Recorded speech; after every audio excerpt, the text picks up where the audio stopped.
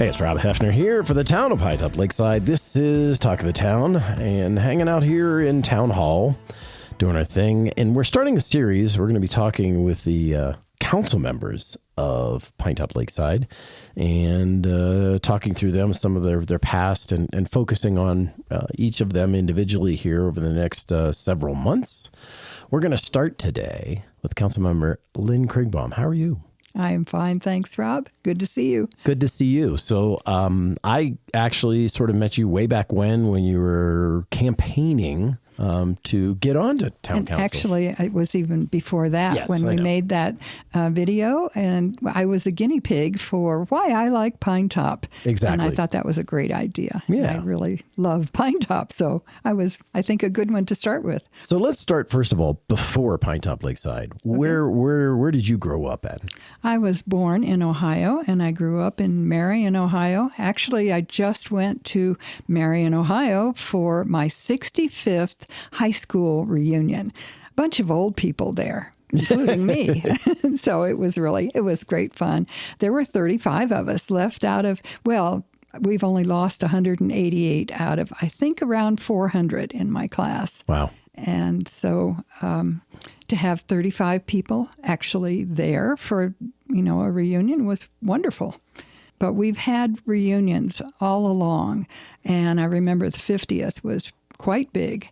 And we had a lot of people who have gone to all of them. Very cool. Including me.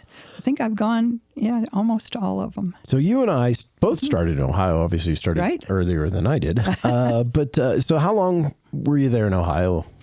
I went to kindergarten in Pasadena, California, because my father was in the Army in Second World War, and they wouldn't let him out. He was an eye doctor. Oh. And so he was at the eye hospital in Pasadena. So that I have great memories of. Pasadena, California was wonderful. And then when he got out, he moved our whole family, my mother, myself, and didn't have a brother yet, but then a couple of years later, I got a brother. So we all were in Marion, Ohio, while my father was the only eye doctor in the town. Oh, wow. And so he really was a great role model for me.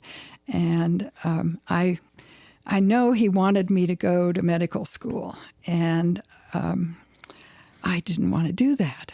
I wanted to be a mom. I wanted to be like my mother was, a volunteer, really. This was back when wives really didn't have jobs.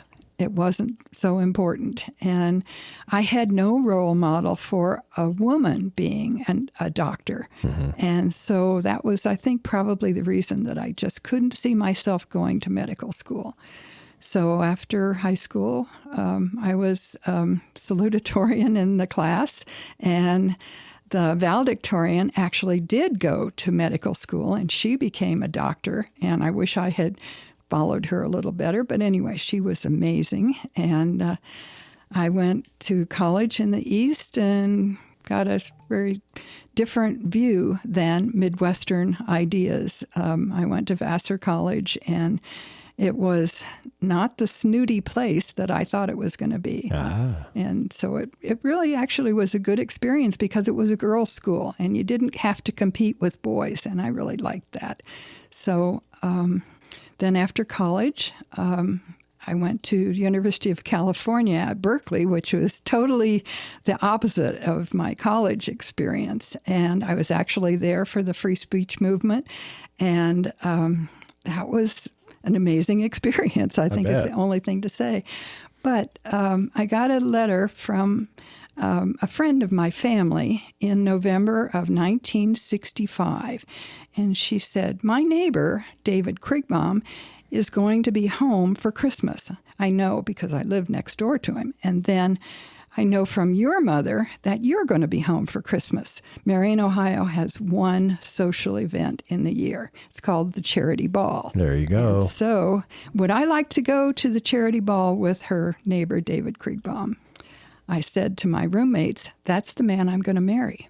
I just somehow knew it. God said, "That's the one. Get him." So I did. And so we were married a year later, and that's been a wonderful thing. So when you know, huh? Yeah, right. There you go. And Okay. I'm still, this is 58 years later, and we are still happily married. And we Awesome. have 4 wonderful children, and we spent 30 years in Phoenix. He was a pediatrician in Phoenix. And so I did my time in hell, I think you have to say, at this time It's of the literally year. that hot, so yeah, it Yes, counts, right? Yeah. But it was a wonderful experience. And our children went to the Catholic school for grade school.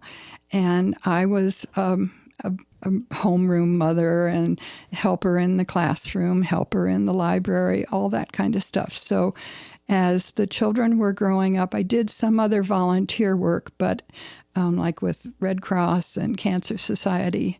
But mostly I was involved with St. Simon and Jude School.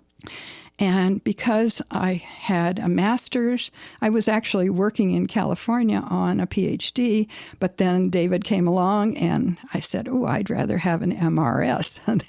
Oh, there you go. So, so I've been really happy with that decision. And so as the children went through this grade school, I was trying to figure out how can I use all of the lab experience that I had, because I was bacteriology and actually involved in some cancer research as a grad student. So I had a lot of lab time, and I know how important hands-on science is.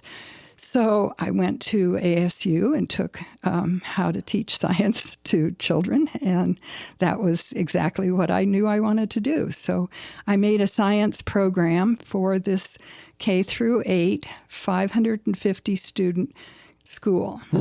Every student came to my room. The principal was very helpful and really supportive. And so all the 7th and 8th graders came once a week, half of the class, and the other half would go to computers. So this is back in the really early stages of having computer classes in schools. And so we're talking the 80s. And so I really enjoyed writing curriculum and for hands-on stuff to go along with what all of the students were doing supposedly in their classrooms. But in a Catholic school back then, science was what you did on Friday afternoon when it was early dismissal. Right. So that was not my idea of science. And I changed all of that for the school. Awesome. I actually got a national award for that. For being a volunteer. I was a full-time volunteer. That's what I just really loved. And so then in 1997, David retired, and we moved up to Pinetop. We had bought the land in 1972 Oh, wow. from the husband of David's favorite nurse. And so we had been coming to Pinetop since 1967. Wow. So very, a long time. We bought the land in 1972, and then we built the house in 1987 to retire in 10 years. And so we built it so that we could rent the regular house part. It's a regular 3-bedroom house, but underneath it there is an apartment, just a 1-bedroom apartment. And so we have been coming during that 10 years, and we rented to 10 different people for a year, each one of them. Actually, one of them stayed for 2 years, so he was still here when we were ready to move up, and he's become a really good friend. We're still in close contact with him and his wife and several of the other people who rented, and some of them are still here, and we still have contact with them. So it was a really great experience to get to know people in Pinetop for that 10 years, coming up, maybe 2 months total out of the year, each year. And so when it was time to retire, we moved up here full time in December of 1997. And that was the first snowstorm, actually. So it was not so much fun to try and move in with all the new snow, but it got us used to it. And growing up in Ohio, both of us were not that unfamiliar with snow. Right. So it's, you know how Ohio It's a lot easier snow here, I think. Well, I think so too, and it goes away. Yes. In Ohio, it seems like it lasts. It's gray and dingy forever. Yes. And the clouds are always there. It's depressing. It is. I remember going back when my brother got married, and it was in November, and I was there for 10 days, and I never saw the sun. And I thought, oh my gosh, I didn't realize how awful this was. So Arizona is such a wonderful place, and I appreciate being up here and being in the snow. I have enjoyed the snow. And then I have to say that January of 1998, we had lunch or dinner, I don't remember which, with Jack Barker. Jack and Cheryl Barker were our neighbors. And Jack said, well, there's a group up here that you need to get involved with. And I said, oh, okay. It was called Tracks. And so we went to our first Tracks meeting in February of 1998, and I've been with Tracks ever since. It's just wonderful people doing wonderful things. The favorite thing that I do is work on trails.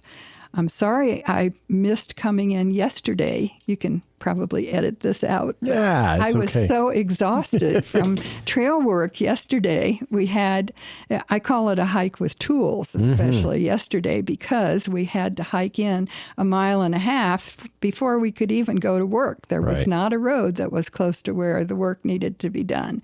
So when I came home from working on trails yesterday, I had lunch and collapsed. And so that's why I was not here at 1 o'clock when I was supposed to be. Oh, good. Anyway, working on trails is my favorite thing. And I've been vice president of Tracks for probably 20 years. I don't know exactly when it started, but I've been on the board for a long time because I think it's a really important group and they're wonderful people. And so I've loved being involved.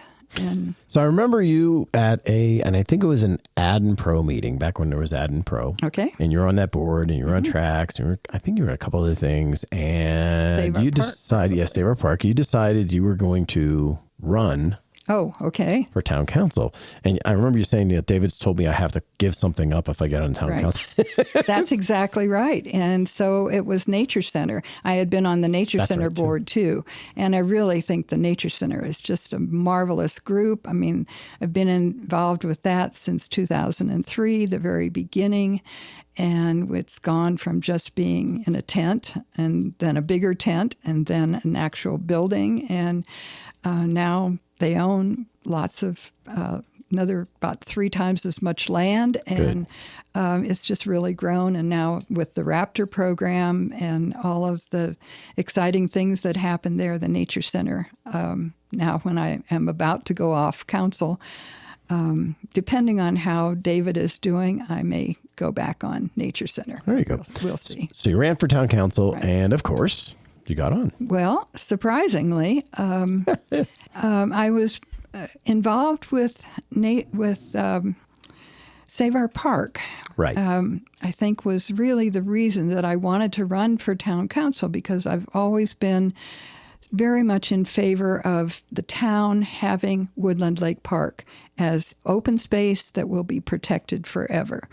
And so it's owned by the Forest Service, and we had a task force run by Norris Dodd back in 2007, and that's when I first really got involved with things. And then Norris was on the town council, and I watched the things that he could do, and I thought, oh, this is what I would like to do. So that's where it all started, I guess. So basically, comes along, they got a donor, they ended up purchasing it. Of course, it now is a town park. Right, exactly. And I was kind of involved with that. Kind of, yeah. Jane Hull, our governor, when she was no longer governor, and she and her husband had brought their children into David, so I had not really known her carefully, but David knew them. And so she came to me and said she would like to be on the Save Our Park board. She wanted to see how she could help with the town being able to acquire Woodland Lake Park. And so she had a couple little fundraisers with her friends, and one of her neighbors was Nancy Salter. And Nancy came to her and said, what can you tell me about Woodland Lake Park? And so Jane said, well, I'll give you Lynn Krigbaum's phone number and give her a call, and she'll tell you what's going on with the park. So she did, and I did, and that rest is history. I suppose we talked to Nancy. I talked to Nancy for maybe at the most a half an hour, but told her, how things were and what a wonderful place it was. And so eventually she and her husband, they have a foundation, and they said they wanted to donate when we had the appraisal and found that it was not that terribly unaffordable. We hired a fundraising group, and they found that the Salters were the best prospects of anybody that we had, and so they are the ones that came through, and it was marvelous, $1.635 million, and we're so grateful. And now, all these years later, I think that was 2020 when it actually happened. Yeah. So 13 years of having fundraisers every year and being involved with Save Our Park. I think that was a really good thing. And so then how could the town have Woodland Lake Park? Well, they had always had the maintenance. And so we always were used to having the money, which was town council had a tax that was for food and beverages that went just to the town parks, and so Mountain Meadow actually got paid for by the town by that tax, and then the maintenance was continued by the town for the 107 acres that we acquired in 2020. Right. And then now we're moving toward looking at the additional 430 some odd acres. Yes, exactly. Yeah. So and that's a to be continued. Right. Kind of well, we situation. have requested the appraisal, and the Forest Service never acts very quickly. No. So it takes a while. I think the actual appraisal for the 107 acres was at least 3 years. Yeah. And so we'll see. It's a moves project. at the speed of government, right? Yes, exactly. Okay. So on your time in town council, of course, that's probably your highest point. You think would be doing that. What are the things if you really appreciate or really what are you most proud of? Let's put it that way. On town council, getting the park. To me, that's the high point, because over the years, back probably in 2008, 9, 10, somewhere along there, I've interviewed with the town council because they needed a person to step in. And so I didn't hide the fact that my main interest was Woodland Lake Park. And it continues to be Woodland Lake Park. So you feel that's the key thing. The key thing for me, exactly. Okay, so you said one of your favorite things to do was doing trails, right? But I think we've replaced that at the very end here with something you got to do just recently. It has to do with Woodland Lake Park, and what was that? Well, when the town became the owner of the 107 acres, the trail around the park had been deteriorating for years and was in really bad shape. The Forest Service would not allow us to make any changes to anything in the park. Right. Every picnic table, bench, everything had a GPS location in the park and was not allowed to be changed. That's correct. So that's the way the Forest Service expected everything to be. Well, that trail around the park was pathetic. And I was one day walking around the lake, and there was a really nice man who had his mother walking with him using a walker. And I thought, oh, this is such a terrible trail for her to be doing that. But they did it, and they loved the park too. And so he was actually an artist who was one of the ones who donated things every year to our fundraising events and things.